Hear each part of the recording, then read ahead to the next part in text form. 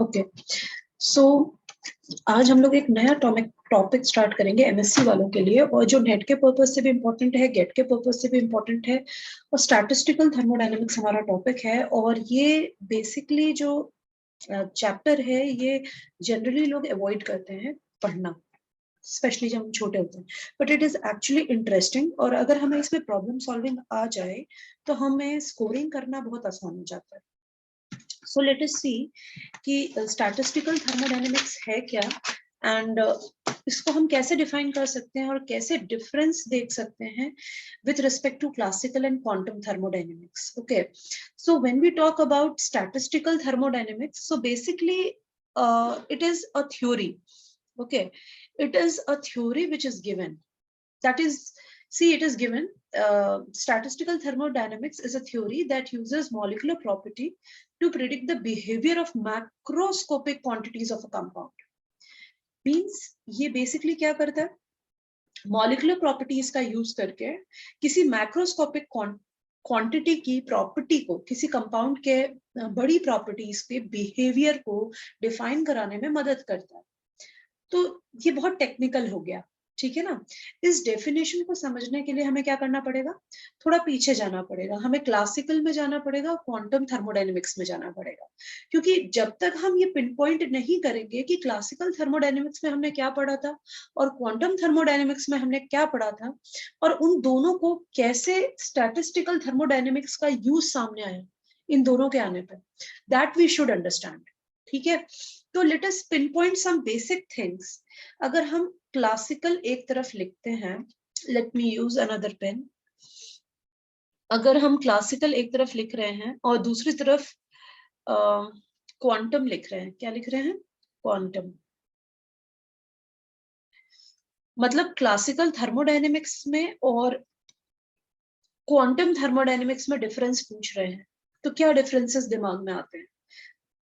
Simple चीज है, अगर हम जनरली क्लासिकल थर्मोडायनेमिक्स में हम सिस्टम पे काम करते हैं, मतलब हम मैक्रोस्कोपिक सिस्टम पे काम करते हैं, ये बात हमें अच्छे से पता है। मैक्रोस्कोपिक प्रॉपर्टीज देखी जाती है कहाँ पे, क्लासिकल में। और अगर हम बात करें क्वांटम थर्मोडायनेमिक्स की, तो उसमें माइक्रोस्कोपिक लेवल पे काम किया जाता है, ठीक है ना। जैसे कि फॉर एग्जाम्पल अगर हम एक बीकर लेते हैं और एक बीकर में क्या है, वाटर मॉलिक्यूल्स है, ठीक है। तो बहुत सिंपल तरीके से हम स्टार्ट कर रहे हैं डेफिनेशन वगैरह, जिससे आपके लिए इजी होगा। तो एक बीकर में हम वाटर मॉलिक्यूल लेते हैं, और इस मतलब एक वाटर मॉलिक्यूल तो नहीं होगा, अगर बीकर में 1 लीटर पानी है तो डेफिनेटली उसमें कई मॉलिक्यूल्स होंगे वाटर के। तो ये जो बीकर है ये अपने आप में क्या बना रहा है, 1 लीटर का पूरा वाटर मॉलिक्यूल इसके अंदर है, 1 लीटर में कई वाटर मॉलिक्यूल्स हैं और वो बीकर के अंदर है। तो अपने आप में ये क्या बन गया, 1 liter of water is considered as what?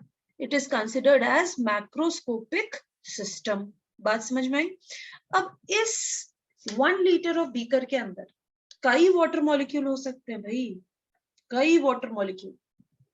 तो ये इंडिविजुअल एक एक यूनिट मिल करके इस बीकर के अंदर 1 लीटर वाटर का सिस्टम बना रहे हैं। तो हम कह सकते हैं कि ये जो एक मॉलिक्यूल है, 1 मॉलिक्यूल, ये क्या हो गया, 1 मॉलिक्यूल एक यूनिट हो गई, एक बहुत ही स्मॉलेस्ट यूनिट, जिसको हम माइक्रोस्कोपिक कह सकते हैं, ठीक है। तो जब हम किसी सिस्टम, पूरे सिस्टम की स्टडी करते हैं, ग्रुप, कलेक्टिव ग्रुप की स्टडी करते हैं, तो मैक्रोस्कोपिक में किया जाता है। और जब हम एक मॉलिक्यूल या एक यूनिट, सूक्ष्म यूनिट के रेस्पेक्ट में स्टडी करते हैं, तो वो किस में होता है, क्वांटम के अंदर होता है। तभी इलेक्ट्रॉन और प्रोटॉन, न्यूट्रॉन, इन लेवल पे बातें होती हैं, ठीक है। ये जो मैंने 1 लीटर का बनाया ना, ये मुझे यहाँ बनाना चाहिए actually, 1 litre of water. Okay, तो मैं वहां से, ओके, मैं वहां से इस चीज को हटा दे रही हूँ, जिससे आपके लिए भी इजी होगा, कोई कंफ्यूजन क्रिएट नहीं होगा। So let us see now. तो अब आपको ये डिफरेंस समझ में आ गया होगा कि क्लासिकल और क्वांटम में डिफरेंस, बेसिक क्या डिफरेंस निकल के आया, कि एक मैक्रोस्कोपिक है और एक माइक्रोस्कोपिक, मतलब एक हम सिस्टम के तहत पढ़ते हैं जिसमें हम मैक्रोस्कोपिक प्रॉपर्टीज को पढ़ते हैं और एक में हम छोटे लेवल पे पढ़ते हैं, ठीक है। अब दिमाग में ये रखने वाली बात है कि जब हमने ऑलरेडी मैक्रो माइक्रोस्कोपिक सिस्टम के बेस पे स्टडी कर लिया है, तो हमें ये स्टैटिस्टिकल थर्मोडायनेमिक्स की क्या जरूरत पड़ रही है, बात यहाँ पे आ रही, ठीक है। अच्छा, वहां जाने से पहले एक चीज और देख ले, एक तो एक मैक्रोस्कोपिक और माइक्रोस्कोपिक का डिफरेंस हो गया। दूसरी चीज, चाहे कोई भी प्रॉपर्टी हो, Gibbs free energy, entropy, enthalpy, pressure, ये सब हम इनमें जो भी चेंज है उसको पढ़ते हैं, ठीक है, क्योंकि हमें अच्छे से पता है these all are extensive property, ठीक है। इन चेंजेस को हम यहाँ पे ऑब्जर्व करते हैं। तो अब हमें ये देखना है कि how this is connected. Microscopic को मैक्रोस्कोपिक प्रॉपर्टी से कनेक्ट करने के लिए एक ब्रिज की जरूरत पड़ेगी। This is the kind of bridge. मतलब अगर हमें कोरिलेट करना है इनकी प्रॉपर्टी को माइक्रो लेवल पे, अगर हम चीजों की स्टडी कर रहे हैं और उससे हम अगर मैक्रोस्कोपिक प्रॉपर्टी के वैल्यूज को निकाल पा रहे हैं या कंपाउंड के बिहेवियर को समझ पा रहे हैं हाई लेवल पे, ज्यादा क्वांटिटी के लेवल पे, तो डेफिनेटली उस कनेक्शन को हम किसी मैथमेटिकल अप्रोच या एक थ्योरी से हम समझा सकते हैं, एक एवरेज मेथड से हम समझा सकते हैं।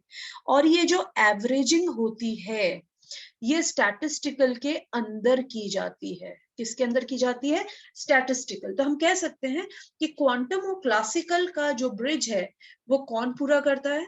स्टैटिस्टिकल थर्मोडायनेमिक्स करता है। वो जो एवरेज होता है, मतलब कई माइक्रोस्कोपिक प्रॉपर्टीज को जोड़ जोड़ के हम क्या करते हैं? मैक्रोस्कोपिक प्रॉपर्टी निकाल लेते हैं। तो ये जो एवरेजिंग किया है हमने, ये हमें क्लासिकल का रिजल्ट्स देता है। तो ये जो बीच की कड़ी आ रही है, ये जो एवरेजिंग हो रही है, ये स्टैटिस्टिकल थर्मोडायनेमिक्स के अंदर की जाती है। Hope so now you will understand it, ठीक है। So basically this is the concept which was given. जैसे कि मैं एक छोटा सा एग्जांपल आपको बताती हूँ, यहीं पे बता देती हूँ। जैसे मान लीजिए हम लोग निकालते हैं क्लासिकल थर्मोडायनेमिक्स में, थोड़ा सा हौश पौश हो गया है, इसको काट देती हूँ। Cp minus Cv is equal to NR, ये हमने पढ़ा हुआ है। Heat capacity at constant pressure, heat capacity at constant volume is equal to N into R, and R is what? Uh gas constant. तो आप यहाँ पे ऑब्जर्व करिए, अगर मान लो मैंने आपको Cp की वैल्यू दे रखी है और Cp की वैल्यू मान लीजिए आपकी है 300 जूल्स पर केल्विन, और Cv की वैल्यू मैंने आपको दे रखी है, या मैंने आपको निकालने को बोला है Cv मान लीजिए, और आपको n मैंने बता रखा है कि n इज इक्वल टू 10 मोल है, ठीक है। R आपको पता ही होता है, गैस कांस्टेंट। तो आप इजिली क्या निकाल लोगे? Cv निकाल लोगे, ठीक है। इसको जो भी कैलकुलेट करोगे, इसका वैल्यू 216.88 लगभग आएगा। तो कहने का मतलब ये है कि ये जो प्रॉपर्टीज हैं, कांस्टेंट प्रेशर कर दिया, कांस्टेंट वॉल्यूम कर दिया, हीट कैपेसिटी, ये जो भी वैल्यूज हैं, ये क्लासिकल थर्मोडायनेमिक्स में इजीली कैलकुलेट की जा सकती है मैक्रोस्कोपिक लेवल पर। हीट कैपेसिटी भी एक मैक्रोस्कोपिक प्रॉपर्टी है, लेकिन अगर हम छोटे छोटे मॉलिक्यूल्स के बेस पे या सिंगल यूनिट्स के बेस पे इस वैल्यूज को निकालना चाहें तो हम नहीं निकाल सकते। इसीलिए इनकी वैल्यूज को निकालने के लिए, अंडरस्टैंड करने के लिए, क्योंकि अगर एक मोल ऑफ वाटर, ऑब्वियसली एक मॉलिक्यूल वाटर कई सारे मिल करके 1 लीटर ऑफ वाटर बनाते हैं, तो अंडरस्टूड सी बात है कि वो सारे मॉलिक्यूल्स जुड़ जुड़ के क्या बनाए होंगे? 1 लीटर का सिस्टम बनाए होंगे, जो मैक्रोस्कोपिक सिस्टम रहा होगा। तो एक क्या फॉर्मुलेशन है, क्या पाथवे है, क्या एवरेजिंग है, जिससे माइक्रोस्कोपिक को मैक्रोस्कोपिक से कनेक्ट कर दिया जाए। तो इसीलिए स्टैटिस्टिकल थर्मोडायनेमिक्स की हमें जरूरत पड़ी। तो स्टैटिस्टिकल समझने के लिए it will be very important कि हम कुछ बेसिक कंसेप्ट्स को समझें। हम डायरेक्टली जा सकते हैं पार्टीशन फंक्शन में, हम डायरेक्टली जा सकते हैं पार्टीशन फंक्शन के टाइप्स में, लेकिन इन चीजों को समझने के लिए हमें सबसे पहले रेसिडुअल एंट्रोपी से स्टार्ट करना पड़ेगा। थोड़ा हमें क्लासिकल का टच लेते हुए आगे बढ़ना पड़ेगा, ठीक है। सो इसमें क्या किया जाता है, अगर हम रेसिडुअल एंट्रोपी देखना चाहें, रेसिडुअल एंट्रोपी क्या है, तो जनरली हमने ये वर्ड कभी बहुत रेयरली सुना होगा, या आपने एमएससी में पढ़ा हुआ है, या थर्ड ईयर में आप फिर भी सुन चुके होंगे इस वर्ड को। ठीक है, तो रेसिडुअल एंट्रोपी होती क्या है? ठीक है, अगर हम थर्ड लॉ ऑफ थर्मोडायनेमिक्स की बात करें, किसकी बात करें? थर्ड लॉ ऑफ थर्मोडायनेमिक्स की। तो थर्ड लॉ ऑफ थर्मोडायनेमिक्स क्या कहता है? The entropy of a perfect crystalline substance or a perfect crystal at a temperature of 0 kelvin is actually equal to 0। ठीक है, मतलब आप टेम्परेचर गिरा दो, आप टेम्परेचर गिराते जाओगे और कोई भी सॉलिड है उसके मॉलिक्यूल्स बहुत पास आ जाएंगे और एक पॉइंट ऐसा आएगा कि एंट्रोपी लगभग क्या हो जाएगी? कम हो जाएगी। क्यों? क्योंकि एंट्रोपी किस चीज को डिफाइन करती है? मेजर करती है। किस चीज को मेजर करती है? डिसऑर्डरनेस को, रैंडमनेस को मेजर करती है। ठीक है, तो अगर किसी सिस्टम में, अब जैसे तुम एक सिंपल सी एग्जांपल, पानी लिया तुमने, ठंडा पानी, ठीक है, अब उस ठंडे पानी का टेम्परेचर गिराते जाओ गिराते जाओ गिराते जाओ, 0 डिग्री तक आ जाएगा और 0 डिग्री के नीचे जाओ, क्या हो जाता है? बर्फ जमती।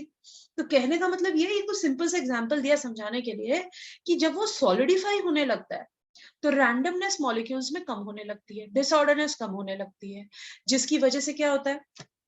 जिसकी वजह से एंट्रोपी की वैल्यू ऑलमोस्ट 0 हो जाती है। एग्जैक्टली पूरी 0 हो जाती है हम ये कभी नहीं कहते थर्ड लॉ में, हम ये कहते हैं कि entropy tends to be 0, right? So इस बात का क्या मतलब है? अब तुम लोग बोलोगे एक चीज को कि भाई टेम्परेचर गिराने पे एंट्रोपी भी खत्म हो रही है, तो एंट्रोपी तो टेंड्स टू 0 हो जा रही है, फिर आप कैसे कह रहे हो कि एंट्रोपी स्टिल यहाँ पे एग्जिस्ट कर रही है? रेसिडुअल एंट्रोपी को आप यहाँ पे कैसे समझा सकते हो? इस फॉर्मूले से, S is equal to KB ln W से। भाई अभी ये बात समझ में आई, हमने एंट्रोपी को टेम्परेचर से रिलेट किया यहाँ पे। तो ये किस तरह की एंट्रोपी है? थर्मल एंट्रोपी, जो ऑलमोस्ट डिक्रीज हो जा रही है, ऑलमोस्ट 0 हो जा रही है, इक्वल टू 0 हो जा रही है परफेक्टली प्योर क्रिस्टलाइन सॉलिड में।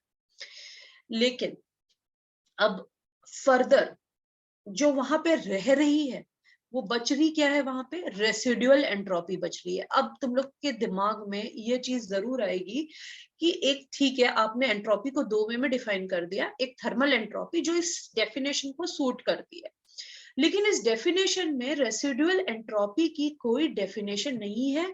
और यही एक वजह थी कि हमें ये सोचना पड़ा, क्योंकि तब भी वहां पे कुछ एंट्रोपी की वैल्यूज आ रही थी, तो हमें ये सोचना पड़ा कि किस आधार पे हम इस चीज को निकाल सकते हैं, इन छोटी छोटी वैल्यूज को, जिससे हम पूरे मैक्रोस्कोपिक सिस्टम को समझा सकें।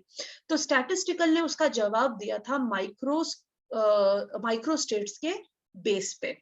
तो चलो हम वहां जाते हैं, थोड़ा समझने के लिए समय लगाना पड़ेगा, लेकिन थर्मल एंट्रोपी तो समझ में आई। Now let us see the formula.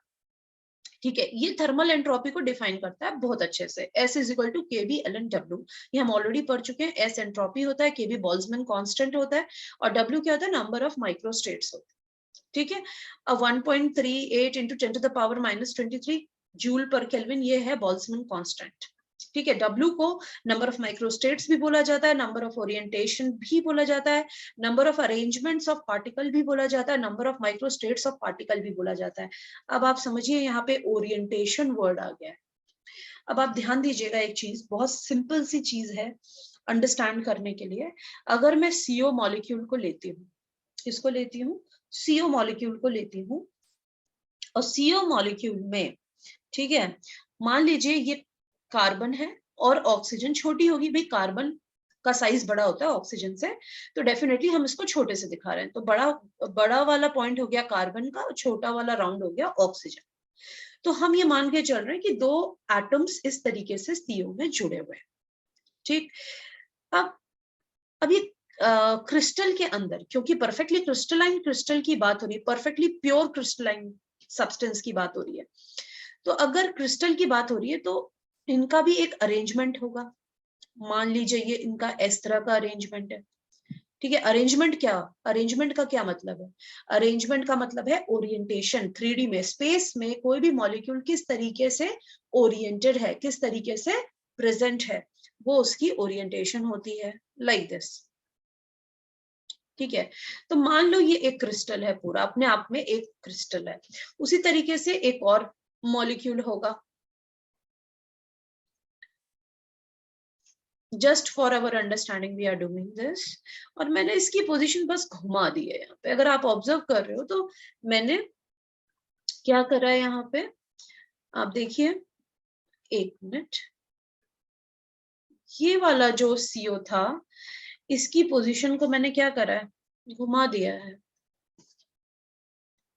ये देखो, और इसकी मैंने यहाँ पे घुमा दिया। मतलब आप देखो, CO OC के फॉर्म में भी तो रह सकता है ना। तो यहाँ पे ओरिएंटेशन चेंज कर दिया मैंने। क्या करा? ओरिएंटेशन चेंज कर दी। मॉलिक्यूल तो वही का वही है, ठीक है, ओरिएंटेशन मैंने चेंज कर दी। अब तुम कनेक्ट करोगे कि मैंने मान लो इसमें भी अगर मैं टेम्परेचर दूंगी तो तब भी तो एंट्रोपी घटेगी, डिसऑर्डरनेस घटेगी, ऑब्वियसली डिसऑर्डरनेस घटेगी, लेकिन इनके ओरिएंटेशन में चेंज नहीं आएगा। अगर मैंने यहाँ पे टेम्परेचर गिरा दिया तो डेफिनेटली ये इसी फॉर्म में, इसी ओरिएंटेशन में डिसऑर्डरनेस को कम करेगा और इसकी भी ओरिएंटेशन ये रहेगी। मतलब मैं कह सकती हूँ कि C की वैल्यू, CO की वैल्यू, कार्बन मोनोऑक्साइड की दोनों दो ओरिएंटेशंस रहेंगी, लेकिन क्रिस्टल तो वही है ना, एक बार C आगे एक बार O आगे है, ठीक है ना। कहने का मतलब ये हो रहा है कि ओरिएंटेशन यहाँ पे डेफर हो रही है, लेकिन थर्मल प्रॉपर्टी, थर्मल एंट्रोपी में डिक्रीज हो रहा है टेम्परेचर घटने के साथ, लेकिन ओरिएंटेशन जो है वो उसमें कोई चेंज नहीं आ रहा। तो इसका मतलब ये है कि उसकी ओरिएंटेशन को मेंटेन करने के लिए भी कुछ वहां पे हो रहा हो। That is explained with respect to residual entropy. तो जो एंट्रोपी की वैल्यू वहां पे रह जाती है ओरिएंटेशन की वजह से, वही रेसिडुअल एंट्रोपी कहलाती है, ठीक है। तो ये जो रेसिडुअल एंट्रोपी के बारे में जो पॉइंट को थर्ड लॉ ऑफ थर्मोडायनेमिक्स में नहीं बताया गया, अच्छा, जो लेटर ऑन स्टैटिक्स के थ्रू इजिली समझा दिया गया ओरिएंटेशन के आधार पे, या ओरिएंटेशन को हम कह सकते हैं अरेंजमेंट के आधार पे पार्टिकल्स के। पार्टिकल यहाँ पे क्या है? कार्बन मोनोऑक्साइड, या माइक्रोस्टेट्स के आधार पे। माइक्रोस्टेट्स क्या होती हैं? माइक्रोस्टेट्स किसी भी पार्टिकल की वो सारी स्टेट्स, एनर्जी स्टेट्स हैं, वो सारी ओरिएंटेशंस हैं जिसमें वो रह सकता है, ठीक है। That is called as orientation, ठीक है। तो ये बात क्लियर हुई। अब एक चीज और देखते हैं अपन, दैट इज वेरी इंपॉर्टेंट थोड़ा सा अंडरस्टैंड करने के लिए। Let me do that for you, just give me a second, इसको मिटा दिया जाए थोड़ा समझाने के लिए।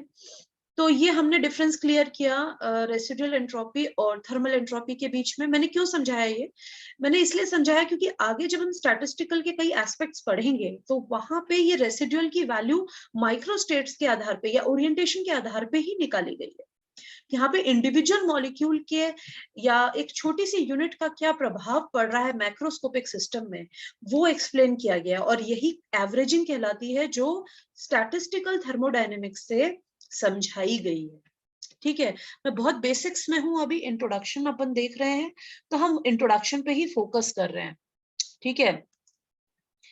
So let us see now, एक और एग्जांपल देखते हैं अपन, ठीक है। चलो ब्लैक पेन ले लेते हैं, और चलिए, तो ये W आपको क्लियर हो गया होगा। तो CO के लिए मैंने जैसे आपको बताया, दो ओरिएंटेशन हो सकती है, एक ऐसे और एक ऐसे। मतलब ये O और C हो गया, ये C और O हो गया, तो W की वैल्यू क्या हो जाएगी? 2 हो जाएगी। तो हम एंट्रोपी आसानी से निकाल सकते हैं, KB ln 2, ठीक है। तो ये तो बात हो गई CO की, ठीक है। Now let us see some more examples जिसमें हम इस W को अंडरस्टैंड कर पाएंगे कि किस तरीके से ओरिएंटेशन का इफेक्ट पड़ता है मैक्रोस्कोपिक प्रॉपर्टीज पे या क्लासिकल थर्मोडायनेमिक्स पे भी। Entropy is a term from classical thermodynamics, okay. So now let us see now, okay.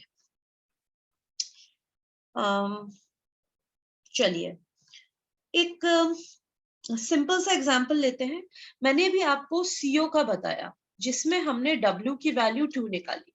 अब मैं अगर आपको उठा करके सीधा क्या दे दूं? हाइड्रोजन। अब दिमाग में आएगा हाइड्रोजन, भाई हाइड्रोजन कैसा एटम है? होमो एटॉमिक मॉलिक्यूल है। कैसा मॉलिक्यूल है? होमो एटॉमिक मॉलिक्यूल। और कार्बन मोनोऑक्साइड कैसा मॉलिक्यूल था? Hetero atomic.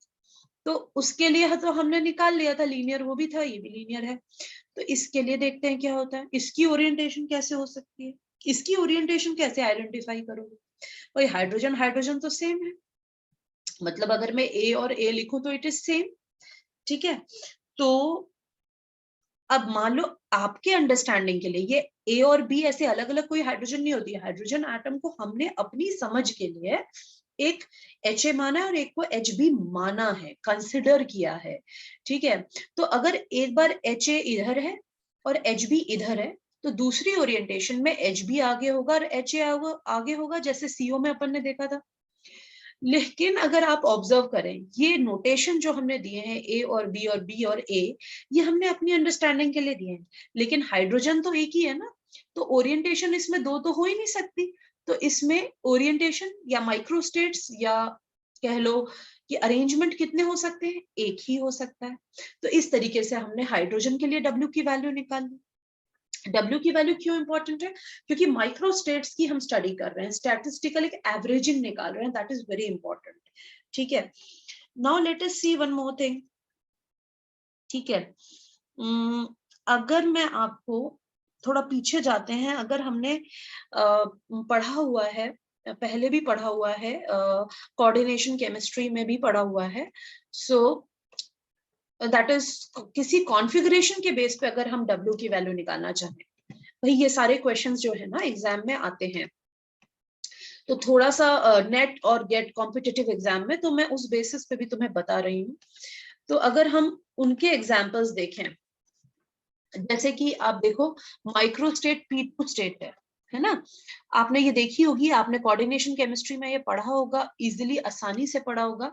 अगर हम P2 को देखते हैं और मैंने तुमसे पूछ लिया इसकी find out number of microstates, मतलब डब्ल्यू की वैल्यू आपको निकालने को बोल रहा है, तो इसके लिए तो सिंपल सा फॉर्मूला था जिसको हम यूज करते थे, याद है वो फॉर्मूला फैक्टोरियल वाला? क्या था?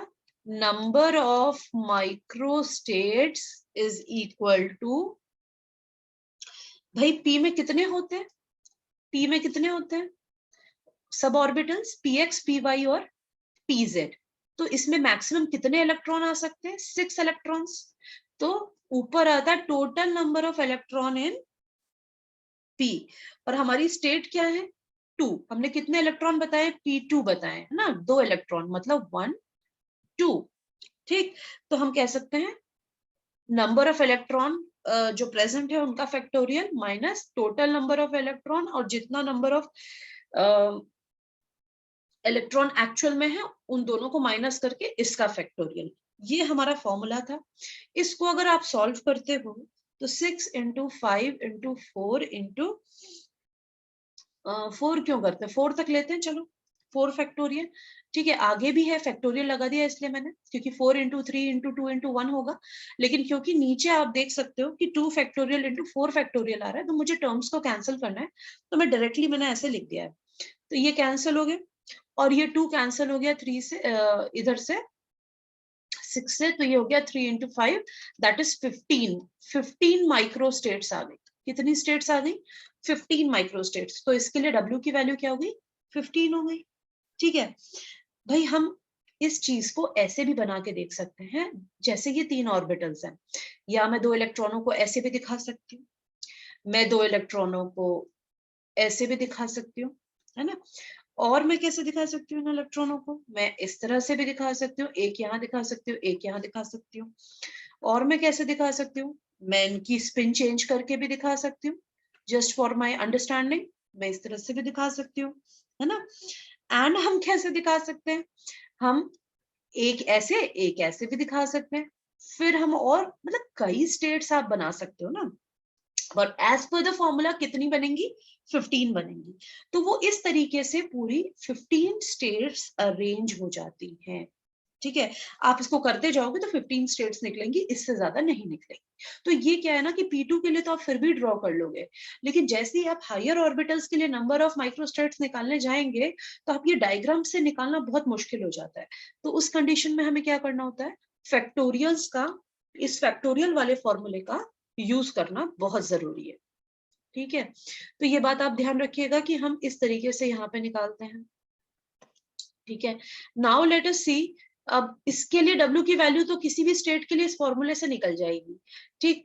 अब हमें W की वैल्यू निकालनी, मान लीजिए FClO3 के लिए, भाई ओरिएंटेशन पे डिपेंड करता है रेसिडुअल एंट्रोपी। हम एंट्रोपी पढ़ रहे हैं, रेसिडुअल एंट्रोपी, उसके लिए हम W पे फोकस कर रहे हैं, क्योंकि W क्या है, नंबर ऑफ माइक्रोस्टेट्स या number of orientations for any molecule, जिससे हम थर्ड लॉ ऑफ थर्मोडायनेमिक्स में W की वैल्यू डाल करके, रेसिडुअल की वैल्यू डाल करके एग्जैक्ट एंट्रोपी की वैल्यू निकाल सकते हैं। So this is how statics is helping. Okay, so let us see now. अब जैसे कि आपका है F, ठीक है, मैं ये ओरिएंटेशन बना दे रही हूं, ये हमारे पास है, ठीक है। फिर अब आप खुद ऑब्जर्व करो इसको, मैंने इसको यहां घुमाया, ठीक है, you can see the arrow जिस डायरेक्शन में ये घूम रहा है इस एक्सिस के अलोंग। तो जब मैं इसको घुमाऊंगी तो जो फ्लोरीन है, मेरा जो फ्लोरीन है वो कहाँ जाएगा, नीचे आ जाएगा, फ्लोरीन मेरा नीचे आ जाएगा, और ये वाली ऑक्सीजन इधर, ये वाली ऑक्सीजन इधर, और ये वाली ऑक्सीजन ऊपर। तो मेरी जो नेक्स्ट कॉन्फ़िगरेशन बनेगी, या जो ओरिएंटेशन के कारण यहाँ पे आ गई ये वाली ऑक्सीजन, ये ऐसे घूम गया ना, फ्लोरीन कहाँ चल दिया था, नीचे चल दिया था, ये एक ओरिएंटेशन बन गई। अब नेक्स्ट क्या काम करेंगे, हम फिर से घुमाएंगे इसको, और फिर से अगर आप घुमाएंगी तो क्या होगा, ये फ्लोरीन फिर नीचे आएगा, इसको आप घुमाइए, फ्लोरीन फिर नीचे आएगा, और ये तीनों ऑक्सीजन कहाँ जाएंगी, ऊपर आ जाएंगी, ठीक है। उसके बाद आप फिर घुमाओगे तो ये फ्लोरीन कहाँ आएगा, इधर आ जाएगा, तो ये फ्लोरीन यहाँ आ गया, और ऑक्सीजन कहाँ आ गई, यहाँ आ गई, ठीक है। उसके बाद आप फिर से घुमाएंगे ये तो हमें करना ही है, ठीक है।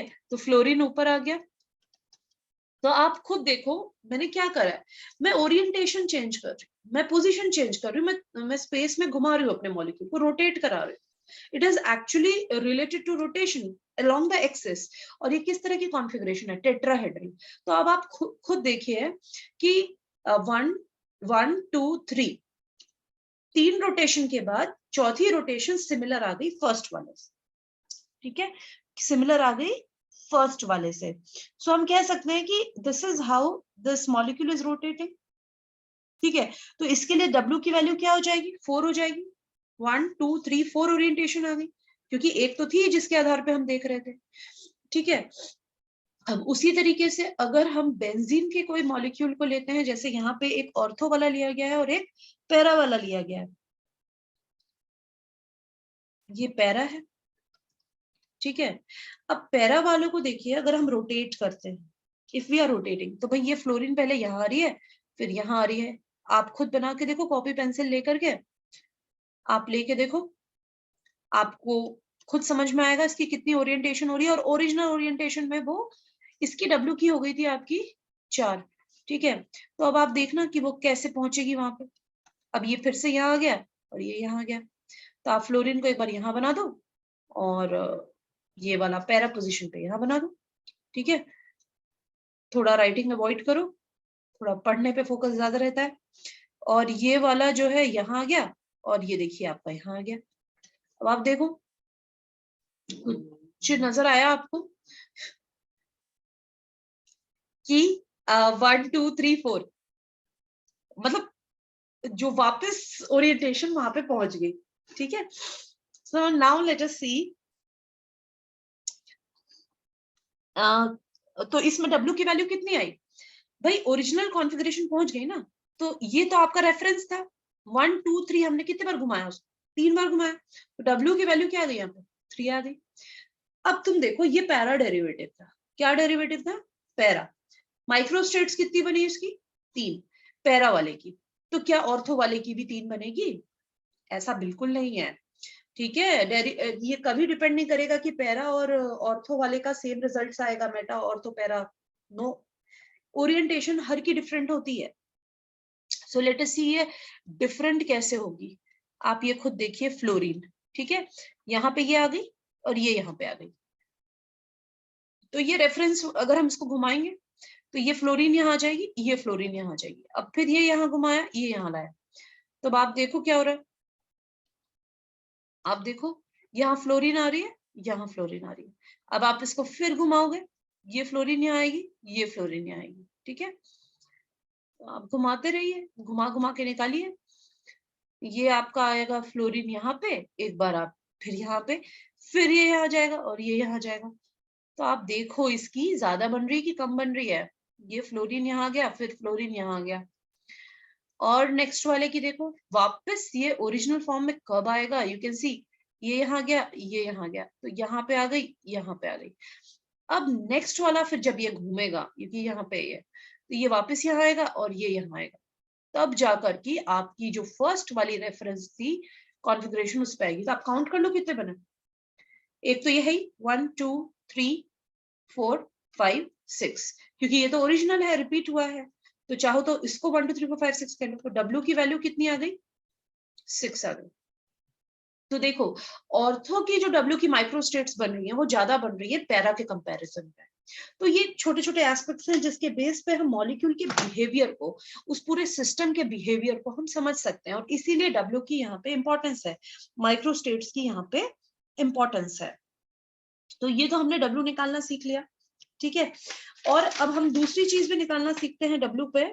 कुछ एक सवाल और देती हूँ, फिर मैं ये लेक्चर बंद करूंगी और पार्ट 2 में स्टार्ट करूंगी डिस्ट्रीब्यूशन ऑफ पार्टिकल्स को समझने के लिए। अभी हमने पार्टिकल्स को माइक्रोस्टेट पे देखा कि उसकी ओरिएंटेशन के बेस पे स्पेस पे जो भी पार्टिकल है, पार्टिकल मतलब क्या, कोई भी आपका मॉलिक्यूल, ठीक है, वो किस तरीके से अरेंज रह सकता है और उसके बेस पे किसी सिस्टम की जो माइक्रोस्कोपिक प्रॉपर्टी के आधार पे वो पूरे सिस्टम किस तरीके से इफेक्ट करता है, जो हमने रेसिडुअल एंट्रोपी के बेस पे समझा जा सकता है, ठीक है। तो अब हमें देखेंगे इसके बाद, इस एग्जाम्पल के बाद, पार्टिकल्स का जो डिस्ट्रीब्यूशन है वो किस आधार पे हो रहा है, ठीक है। और कितने तरह के पार्टिकल डिस्ट्रीब्यूशन होते हैं, डिस्टिंग्विशेबल होता है और एक इनडिस्टिंग्विशेबल। तो ये टॉपिक हम नेक्स्ट पार्ट में देखेंगे। तो आज के पार्ट में हमने इंट्रोडक्शन देखा है कि क्वांटम और क्लासिकल को जो एवरेजिंग करता है, जो रिलेट करता है, वो स्टैटिक्स होता है, जो उन दोनों के बीच का एक ब्रिज है जो कनेक्ट करता है। क्वांटम माइक्रोस्कोपिक लेवल पे बात करता है और क्लासिकल मैक्रोस्कोपिक लेवल पे बात करता है। और अगर एक अपवाद भी देखा हमने कि थर्ड लॉ में थर्मल एंट्रोपी के बारे में एक्सप्लेनेशन किया गया है, लेकिन रेसिडुअल एंट्रोपी के बारे में एक्सप्लेनेशन को ठीक से समझाया नहीं गया है। और उसको समझने के लिए हमने W की वैल्यू पे फोकस किया, जो ओरिएंटेशन के आधार पे किसी मॉलिक्यूल के। थर्मल एंट्रोपी तो थर्ड लॉ के अकॉर्डिंग किसी भी प्योर क्रिस्टलाइन सॉलिड की कम हो जाती है, टेम्परेचर गिरने पे रैंडमनेस कम हो जाती है, थर्मल एंट्रोपी कम हो जाती है, लेकिन रेसिडुअल एंट्रोपी स्टिल वहां पे रहती है। तो W की वैल्यू निकालने से हम एंट्रोपी के रियल मान को निकाल सकते हैं। और W किस पे डिपेंड करता है, ओरिएंटेशन पे, अरेंजमेंट पे, पार्टिकल्स के या मॉलिक्यूल के, जो भी आप कह लो, और वो बेसिकली माइक्रोस्टेट्स कहलाती है, ठीक है। तो माइक्रोस्टेट्स को समझना बहुत जरूरी है, क्योंकि उसी के आधार पर, W के आधार पे ही हम बहुत सी चीजें देखने वाले हैं। इन्हीं W मतलब क्या, माइक्रोस्टेट्स के आधार पे हम पार्टिकल्स का डिस्ट्रीब्यूशन समझने वाले हैं कि हर एनर्जी लेवल पे कैसे डिस्ट्रीब्यूशन हो रहा है और कितने तरह का डिस्ट्रीब्यूशन है, डिस्टिंग्विशेबल है और एक इनडिस्टिंग्विशेबल है, जो हम नेक्स्ट स्लाइड में देखेंगे। तो मैं आपको एक होमवर्क देके जा रही हूँ, एग्जाम्पल देके जा रही हूँ, इसको आप सॉल्व करोगे अगर आप कर सकते हो तो। जैसे कि मैंने एक मॉलिक्यूल लिया, एल्काइन लिया है मैंने, ठीक है। इस एल्काइन के लिए W की वैल्यू निकालनी है भाई, W की वैल्यू क्या है आपको निकालना है, ठीक है। तो just try to find out the value of W for it, okay. So let's see in the next lecture, we will see our in the part 2। Part 1 है ये, इंट्रोडक्शन था। पार्ट 2 में हम देखेंगे डिस्ट्रीब्यूशन ऑफ पार्टिकल। क्या देखेंगे, distribution of particles in microstates. Definitely microstates में ही देखना है हमको, सारी चीजें वहीं समझनी पड़ेंगी हमको, और वहां पे एक बार फिर हम डिस्कस करने वाले हैं, ओके। तब तक thank you, let me stop the recording.